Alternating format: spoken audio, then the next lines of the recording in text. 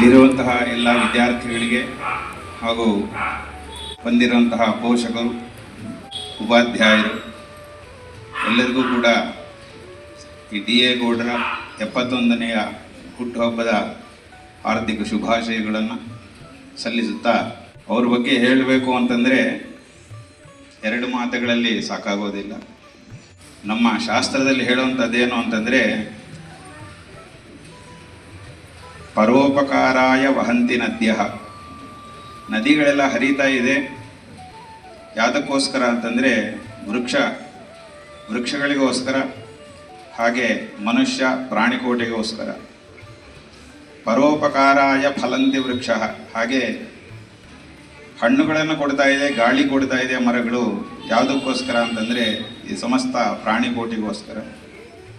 ಪರೋಪಕಾರಾಯ ದುಹಂತಿ ಗಾವಃ, ಹಾಗೆ ಪ್ರಾಣಿಗಳಲ್ಲಿ ಹಸುವನ್ನು ತಗೊಂಡ್ರೆ ಅದನ್ನು ಗೋಮಾತೆ ಅಂತ ತಗೊತೀವಿ. ಅದು ಹಾಗೆ ತನಗೋಸ್ಕರ ತಾನು ಏನು ಮಾಡಿಕೊಳ್ಳೋದಿಲ್ಲ, ತನ್ನ ಮಗುವಾಗಿರುವಂತಹ ಕರುಗೋಸ್ಕರ ಹಾಗೂ ಆ ಹಾಲನ್ನು ಪ್ರಜೆಗಳಿಗೋಸ್ಕರ ನೀಡುತ್ತೆ. ಹಾಗೆ ಮನುಷ್ಯನು ಹಾಗೆ ಜೀವನ ಮಾಡಬೇಕು ಅಂತ ಹೇಳ್ತಾರೆ. ಪರೋಪಕಾರಾರ್ಥಂ ಇದಂ ಶರೀರಂ. ನಮ್ಮ ಶರೀರ ಏನು ಹೊಂದಿರ್ತೀವಿ ಅದರಿಂದ ನಮಗೋಸ್ಕರ ನಾವೇನೋ ಮಾಡ್ಕೊಳ್ಳೋದಲ್ಲ, ನಮ್ಮಿಂದ 4 ಜನಕ್ಕೆ ಉಪಯೋಗವಾಗಲಿ ಅನ್ನುವಂಥ ದಾರಿಯನ್ನು ಕೊಡುವುದೇ ಈ ಶರೀರ.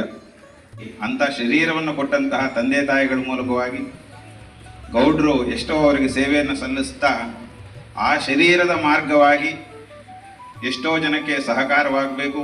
ಊಟ ಆಗಿರ್ಬೋದು, ವಿದ್ಯೆ ಆಗಿರ್ಬೋದು, ಆರ್ಥಿಕವಾದಂಥ ಸುಧಾರಣೆ ಆಗಿರ್ಬೋದು, ಆರೋಗ್ಯವಾಗಿರ್ಬೋದು, ಪ್ರತಿಯೊಂದರಲ್ಲಿಯೂ ಕೂಡ ಬೆನ್ನ ಹಿಂದೆ ಎಲುಬಾಗಿ ನಿಂತುಕೊಂಡು ಎಲ್ಲರಿಗೂ ಕೂಡ ಒಂದು ಅನುಕೂಲಗಳನ್ನು ಮಾಡಿಕೊಟ್ಟಿದ್ದಾರೆ.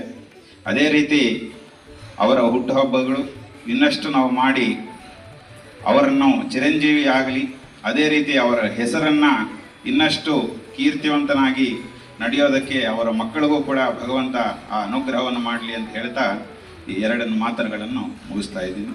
ಅವರಿಗೆ ಸ್ವಸ್ತಿ.